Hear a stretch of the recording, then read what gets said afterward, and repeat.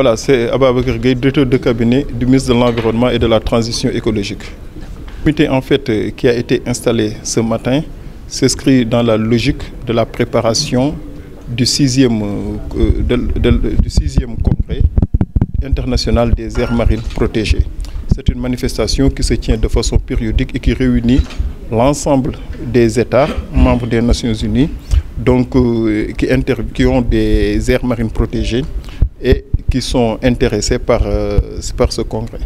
Alors, il s'agit d'une manifestation importante et qui s'inscrit dans une certaine logique, dans une certaine dynamique, parce qu'on sait que le Sénégal, traditionnellement, a l'habitude d'organiser ce genre de manifestation internationale. Et donc, on espère que ce comité d'organisation qu'on installe aujourd'hui va nous permettre de perpétuer cette tradition avec une organisation de qualité de ce congrès des aires marines protégées. C'est un moment important, fondamental même dans la protection côtière, parce qu'en fait, ça va permettre aux différents États, pour la première fois, de se réunir en Afrique et de discuter des modalités ou du renforcement de la protection de ces aires marines. D'où l'importance du travail qui sera fait par ce comité d'organisation, mais aussi du prestige que le Sénégal pourrait tirer de l'organisation d'une telle manifestation. Dans cette optique aussi, il y a aujourd'hui une problématique essentielle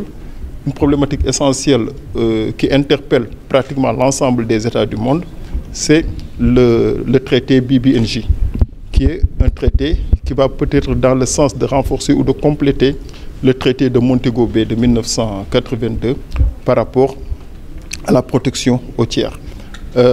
Dans cette dynamique, ce qu'on peut dire, c'est que avec le traité de Montego Bay, il n'y avait pratiquement pas de règlement concernant la haute mer.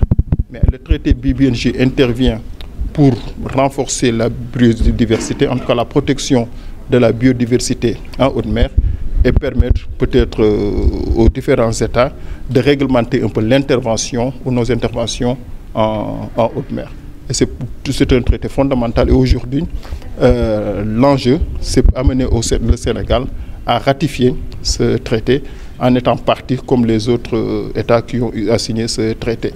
Ce traité va entrer en vigueur au mois de janvier parce qu'on a acquis le nombre de ratifications nécessaires. Donc ces deux événements ensemble